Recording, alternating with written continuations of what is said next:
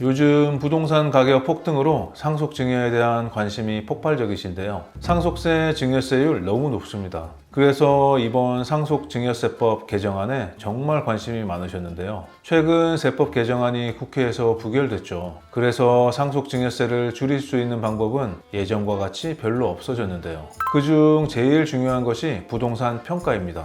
부동산 평가만 잘해도 엄청난 절세를 할 수 있습니다. 하지만 최근 국세청에서 또 부동산 평가 관련하여 2025년부터 시행될 중요한 상속증여세 사무처리 규정 개정안을 행정예고하였습니다. 세법 개정안과 달리 이건 국회 동의가 필요 없는 거라 그냥 내년부터 무조건 시행되는 겁니다. 오늘 영상은 정말 꼭 보시고 이해하셔야 세금 폭탄을 피하실 수 있습니다. 안녕하세요. 국세청에서 18년 근무한 성실한 세무 최영석 세무사입니다. 오늘 영상은 다소 어려울 수 있지만 구독자분들을 위해 최선을 다해서 설명드려 보겠습니다. 시청 전에 좋아요와 구독 눌러주시고 주변에 좋은 분들에게 공유해주세요.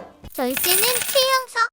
세무사님, 부동산 평가로 상속증여세를 절세할 수 있다고 하셨는데 어떻게 하면 되나요? 우선 부동산 평가에 대하여 말씀드리려면 부동산 평가에 있어서 제일 기본이 되는 원리에 대해 알고 계셔야 하는데요. 바로 시가입니다. 상속증여세를 매기는 기준이 되는 금액인데요. 상속세는 상속 개시일, 즉 사망일의 시가, 증여세는 증여일의 시가로 세금을 계산하게 됩니다. 부동산 시가로 보는 금액은 여러 가지가 있는데요. 그중 제일 중요한 것이 유사매매사례가액입니다. 유사매매사례가액이 왜 중요하냐? 부동산 중에서도 유사매매사례가액이 있는 것이 있고 없는 것이 있습니다. 유사매매사례가액이 없는 것은 기준시가로 상속증여세를 계산할 수 있기 때문에 아주 유리한 것이죠. 기준시가는 시세보다 훨씬 저렴하기 때문에 기준시가로 상속증여세 계산이 된다면 엄청난 상속증여세를 줄일 수 있습니다.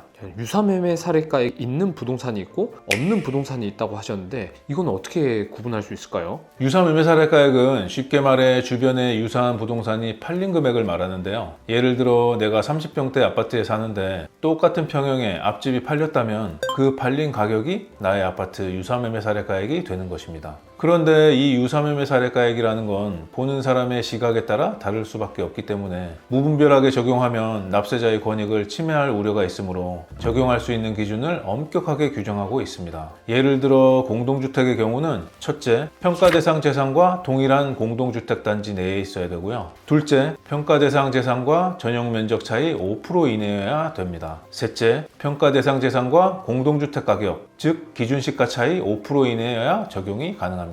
말씀해주신 기준들을 보면요, 이거는 거의 규모가 있는 아파트만 적용되는 것 같거든요. 그렇죠. 기준을 보시면 아시겠지만 유사매매 사례가액은 거의 아파트에만 적용이 된다고 보시면 됩니다. 그래서 이런 말들이 돌아다니는 것이죠. 아파트는 시세대로 증여해야 되고 단독주택이나 토지는 기준시가로 증여해도 된다. 단독주택이나 토지의 경우는 아무리 옆에 붙어 있더라도 그 모양이 다 다르고요. 도로에 붙었는지 등에 따라 다 다르므로 유사매매 사례가액을 적용할 수 없는 것입니다. 그렇다고 무조건 아파트에만 적용되는 건 아니고요. 요즘은 오피스텔에도 유사매매 사례가액을 많이 적용하고 있습니다. 요즘 성냥갑 같이 아파트처럼 많이 짓고 있죠. 그럼 유사매매 사례가액을 찾는 게 정말 중요한 것 같은데 이건 어떻게 찾나요? 간단하게 네이버나 다음 부동산에서도 나오지만 정확하게 찾으려면 국토교통부 실거래가 공개 시스템이나 국세청 홈택스의 상속증여재산 평가하기를 이용해 나입한 유사매매 사례가액을 찾을 수 있습니다. 대단지 아파트 경우에는 그 거래도 좀 제법 되고 하니까요, 유사매매 사례가액이 제법 많이 나올 것 같은데 오래된 것들도 있을 수 있을 것 같고요. 기간은 언제까지 적용되는 걸까요? 세법의 평가기간은 상속은 평가기준일 전후 6개월,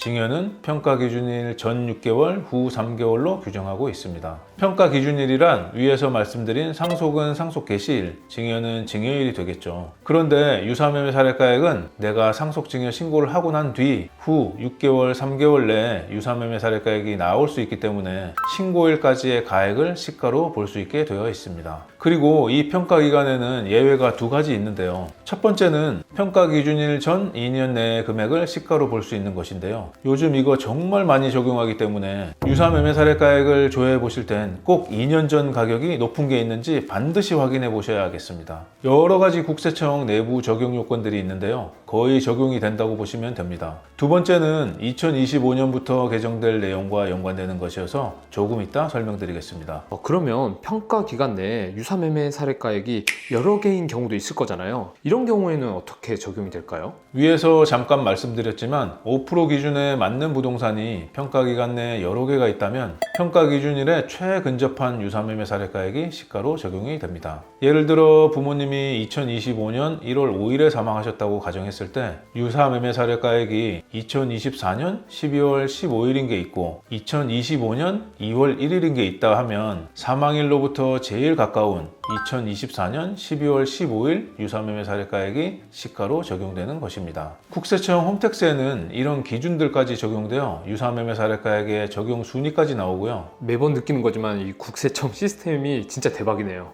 하지만 업데이트되는 시간이 걸려서 신고일 이내에 최근 유사매매 사례가액이 있는지 확인하시려면 국토교통부 실거래가 공개 시스템을 확인해 보시는 게 제일 정확합니다. 저도 이 주제를 준비하면서 미리 좀 공부를 좀 해봤거든요. 근데 유튜브나 다른 인터넷들 보면은 감정평가를 좀 받아라 이런 내용들이 제법 많더라고요. 이게 사실인지 아니면 거짓인 건지 좀 궁금합니다. 부동산 상속 증여 시 부동산 가액의 기준이 되는 시가는 적용되는 순위가 정해져 있습니다. 1순위는 매매, 감정, 수용, 공매 또는 경매가액입니다. 위에서 말씀드린 평가기간 내 매매, 감정, 수용, 공매 또는 경매가액이 있으면 그 금액이 시가가 되고요. 2순위는 유사매매 사례가액입니다. 전문 용어가 나오니까 살짝 어려워지는 것 같거든요. 조금 더 예를 들어서 쉽게 설명 부탁드리겠습니다. 문PD처럼 1순위의 매매가액과 2순위의 유사매매 사례가액을 헷갈려 하시는 분들이 많으신데요. 1순위의 매매가액은 해당 재산이 팔린 금액을 의미합니다. 예를 들어서 피상속인이 2025년 1월에 돌아가시면서 기준시가 3억 원인 단독주택을 상속했고 그 주택을 상속인들이 2025년 3월에 5억 원에 팔았다면 이 5억 원이 매매가액이 되는 거고요. 이 금액이 시가이자 상속인들의 부동산 취득가액이 되는 것입니다. 그래서 양도소득세는 양도가액 5억 원, 취득가액 5억 원, 양도차익 0원으로 없게 되겠죠. 마지막으로 3순위는 상증법상 보충적 평가 방법이라고 하는데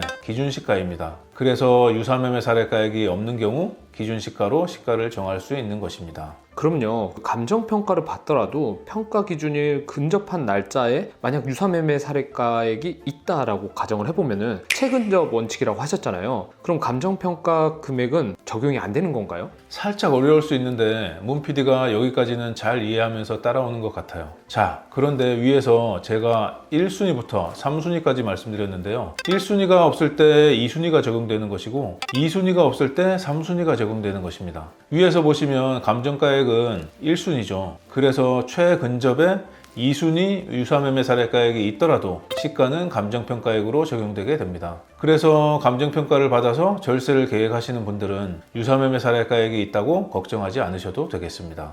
이게 막 순위도 나오고 해서 약간 복잡할 수 있는데 지금 세무사님이 말씀해 주신 기준들을 잘 기억했다가 적용을 하시면은 확실하게 절세하는 방향으로 이끄실 수 있을 것 같습니다. 세무사님, 뉴스 기사들 보면요, 꼬마 빌딩이나 나대지는 유사매매 사례가액이 없지만 국세청에서 감평을 한다, 이런 기사들을 많이 본 것 같아요. 이건 어떻게 되는 걸까요? 예전에는 모두의 꿈이 건물주였는데 이제는 그렇지도 않은 것 같습니다. 앞에서 말씀드린 평가기간 두 번째 예외 사유가 이것인데요. 꼬마 빌딩이나 나대지는 당연히 유사매매 사례가액이 존재할 리 없겠죠. 그래서 부자들 사이에서 이걸 이용해서 부의 무상증여가 많이 일어났습니다. 너무 궁금한데요? 강남의 꼬마 빌딩들 보면 수백억 원을 호가하죠. 그런데 기준시가로 자녀들에게 증여해주면 엄청난 증여세 절세를 할 수 있었습니다. 그래서 서민들과 과세형평이 너무 맞지 않는 기현상이 발생되게 되었습니다. 정부에서 가만 보고 있지 않았겠죠? 그래서 2020년부터 꼬마 빌딩이나 나대지의 경우 기준시가로 신고하더라도 국세청에서 법정 결정 기한 내 감정평가를 해서 그 금액을 시가로 볼 수 있는 근거를 마련했습니다.